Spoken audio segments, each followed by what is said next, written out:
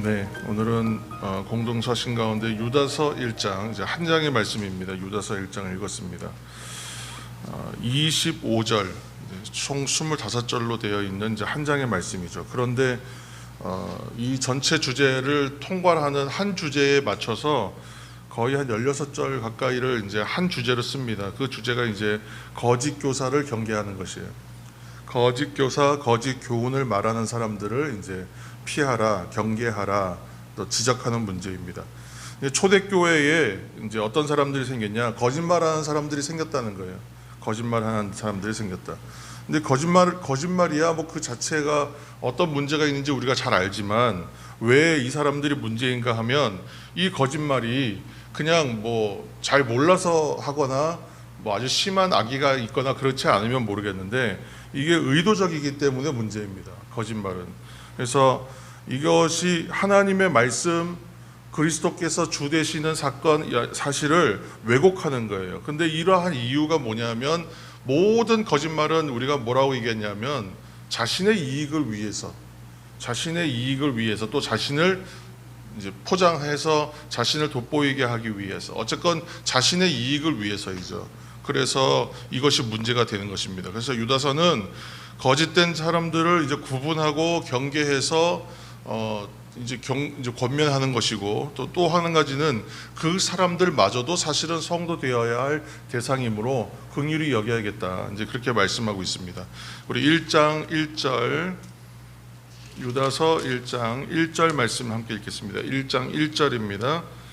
예수 그리스도의 종이요 야고보의 형제인 유다는 부르심을 받은 자 곧 하나님 아버지 안에서 사랑을 얻고 예수 그리스도를 위하여 지키심을 받은 자들에게 편지하노라.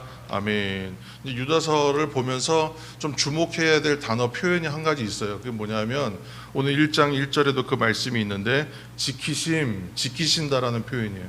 지키신다. 그래서 이 지키심이라는 표현을 쓰는데 여기서 지킨다는 말이 일종의 통제를 받는다는 뜻이거든요. 통제, 관리를 받는다, 통제를 받는다, 그런 뜻이에요. 그러니까 지키심을 받는다, 또 뭐 지킨다, 뭐 지키지 않는다, 지키심을 거절한다. 이제 이런 표현들이 유다서 안에 반복되는 표현들입니다. 직접적으로 그렇게 쓰지는 않았는데 이 4절 말씀 보시면 4절 말씀 끝부분에 우리 주 예수 그리스도를 부인하는 자니라, 지금 거짓 교사들에 대한 경계라 그랬잖아요.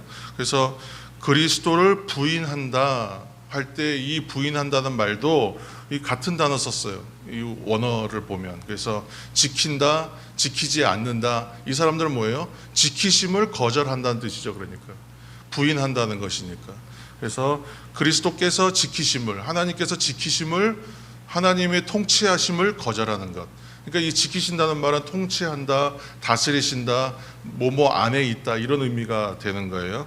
그러니까 여기서 지키신다는 말이 일종의 통제라고 했는데 이것을 이제 지킨다, 지키지 않는다, 지킨다, 거절한다, 이렇게 좀 대조해서 비교하고 있습니다. 이제 예를 들어서 6절에 이제 말씀 보시면 6절에는 천사들은 지키질 않았죠. 천사들은 지키지 않음으로 인하여 어떤 형벌 받냐 하면 마지막 날, 심판의 날, 큰 날까지 영원한 결박으로 흑암에 가두어 버려요. 그들이 이제 그렇게 지키지 않았기 때문에 그렇게 되었다.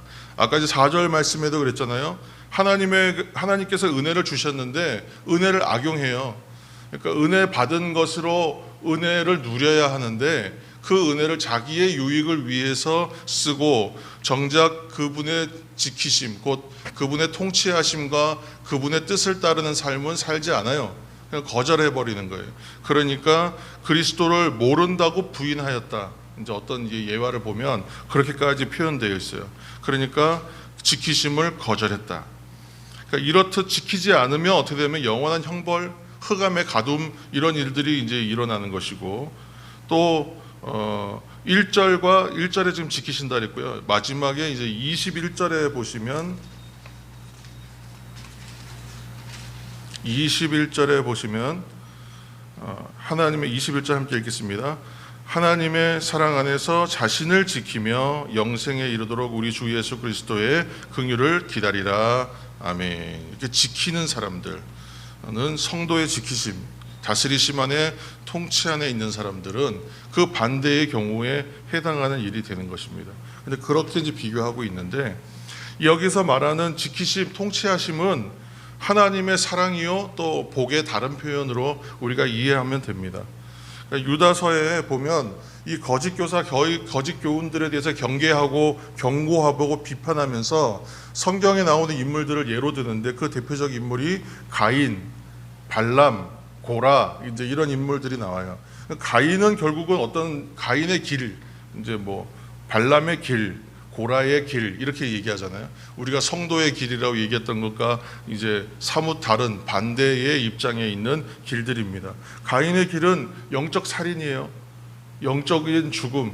그러니까 우리가 어떤 다른 성도를 생명의 길로 이끌어야 되는데 그렇지 않은 실족시켜버리면 그 영적 살인이라고 이제 얘기할 수 있어요. 아주 좀 극단적인 얘기는 하지만, 그래서 가인의 길은 영적 살인의 길이다.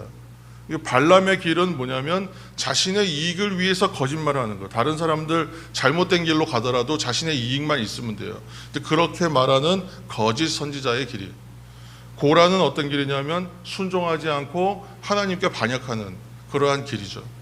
그러니까 이처럼 당시에 지금 가인과 같이, 발람과 같이, 또는 고라와 같이 하는 교회 지도자들이 있었다는 얘기예요. 여기 지금 평신도에 대한 얘기가 아니라 교회의 리더십들을 주로 비판하는 이야기입니다. 그러니까 눈에 띄게 그렇게 하는 사람들이 있었다. 이제 사도 바울도 얘기했잖아요. 말씀을 굽게 한다. 베드로 사도도 이제 그렇게 또 비난하고 이제 지적하는 사람들이 있었습니다. 자, 그 사람들이 어떠한 사람들이라고 지금 비판하냐면, 우리 12절 말씀 한 절 더 읽겠습니다. 12절. 그들은 기탄 없이 너희와 함께 먹으니 너희의 애찬의 암초요 자기 몸만 기르는 목자요 바람에 불려가는 물 없는 구름이요 죽고 또 죽어 뿌리까지 뽑힌 열매 없는 가을나무요. 그러니까 아주 그냥 신랄하게 비판하고 있어요. 그래서 자기 몸만 불리는 목자와 같다.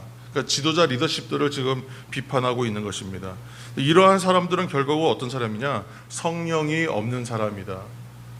가을에 열매를 맺어야 되는데 뿌리가 뽑히고 뽑혀가지고 열매가 전혀 없는, 열매 맺을 가능성이 전혀 없는, 그러니까 완전히 단절하는 사람들입니다.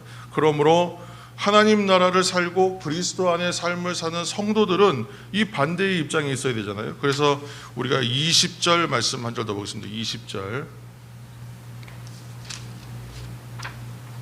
20절 말씀 함께 읽겠습니다. 20절. 사랑하는 자들아, 너희는 너희의 지극히 거룩한 믿음 위에 자신을 세우며 성령으로 기도하며. 21절도 읽겠습니다.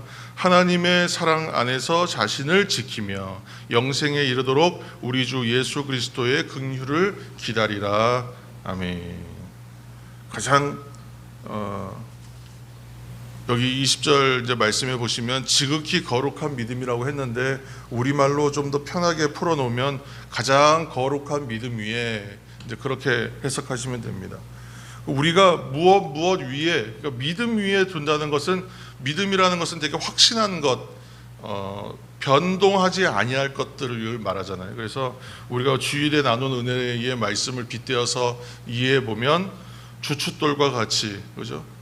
단단한 것 위에다가 세우는 속이 꽉 찬 기둥처럼 그렇게 서야 된다는 것이죠. 믿음 위에 선다. 그렇게 서서 있는 사람들은 어떤 사람들이냐면 늘 성령으로 기도하는 사람. 그래서 우리가 기도할 때 성령 안에서 기도하자고 얘기하는 이유가 그런 부분입니다. 우리의 그냥 인격적인 또는 지식적인 나의 생각적인 그런 기도는 좀 관념적 기도일 뿐이에요.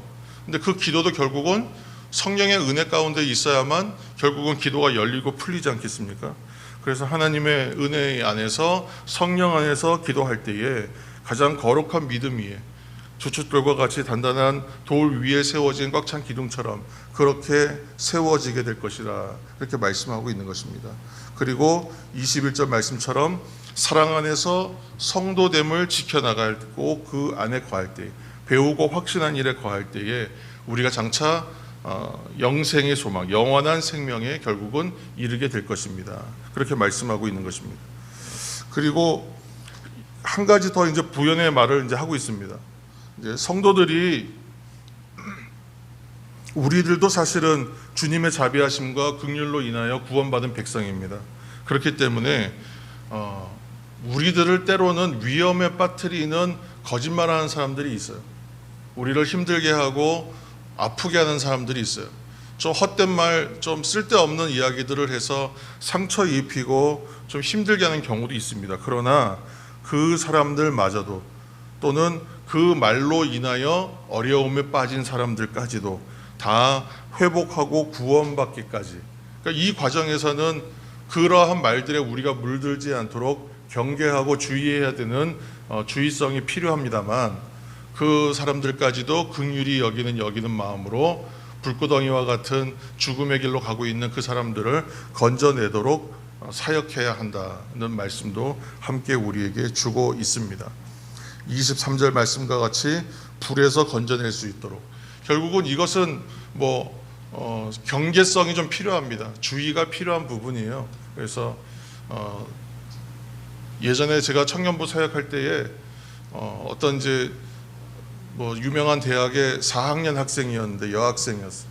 너무 똑똑하고 참 말도 잘하고 그런 친구입니다. 그런데 이 친구가 이제 어떤 특정 2단에 해당하는 동아리에서 훈련을 굉장히 오래 받았던 친구, 알고 보니까. 그래서 가만히 들어와서 청년부 리더십까지 하면서 있었는데, 나중에 자기가 하는 것들이 이제 드러나고 나니까 굉장히 격렬하게 반응했던 적이 있습니다. 근데 그 학생을 보면서 어떤 마음이 드냐면, 첫 번째는 속았기 때문에 굉장히 화가 나고 굉장히 기분이 좋지 않지만, 그러나 한편으로 생각해 보면 너무 불쌍한 거예요. 그 아이가 얼마나 열심히 공부하고 그 대학에서 좋은 성적을 거두고 좋은 관계를 만들어가고 있던 아이인지 우리가 알기 때문에, 어떠한 연유로 그렇게 헛된 일들에 빠져서 자신의 마음이 다 그렇게 좀 변질되고 잘못된 신앙에 들어갔을까 하는 안타까운 마음이 들더라고요.